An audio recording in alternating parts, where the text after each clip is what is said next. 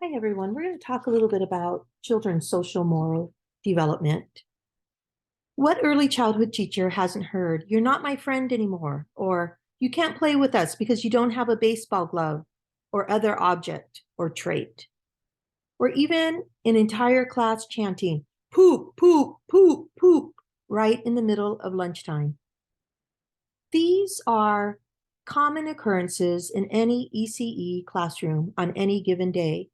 They are also a tiny fraction of the type of outbursts that routinely derail a lesson and or a learning activity.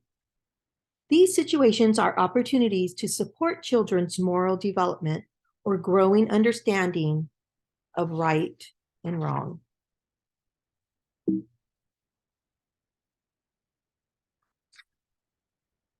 Why make moral development a priority? Conflict and misunderstanding are natural occurrences. Teachers' responses to children's conflicts, misunderstandings, and mistaken behavior send unspoken messages about the moral priorities in the classroom.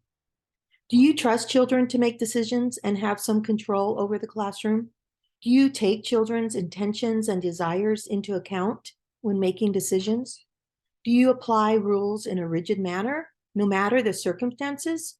Or is there room for discussion and negotiation when safety is not a concern?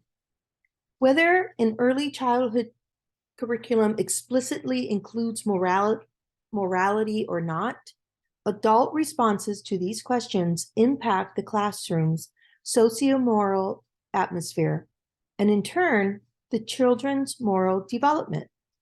Research shows that moral development is closely linked to cognitive, social, and emotional development. And whether or not you are intending to, you are modeling moral choices and you are impacting moral development when you're in the classroom. What is morality and how does it develop? At its basic, morality is fairness. True morality is an internal code that governs our interactions with other people. To engage in truly moral behavior, we must be able to take another's point of view, look beyond the results of others' actions to infer their intentions, and sometimes put our own desires on hold for the benefit of another person or group. Preschool children have difficulty taking on others' perspectives and reasoning about abstract ideas, such as fairness or justice. Before elementary school, children typically view rules as arbitrary, adult creations, and breaking a rule is only as bad as the punishment the rule breaker receives. Lying, for example, is usually considered wrong only if the liar is caught and punished.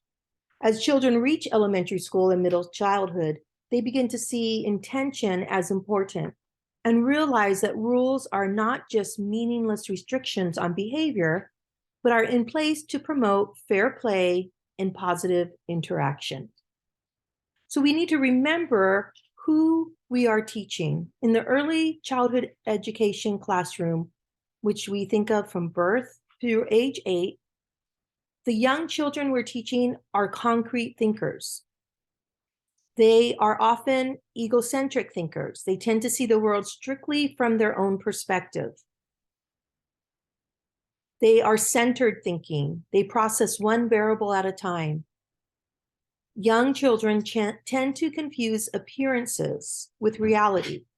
So they might think that their thumb is bigger than the moon because the thumb can cover the moon. So as we're thinking about moral development, we need to understand the children we're working with and what development stage they are in.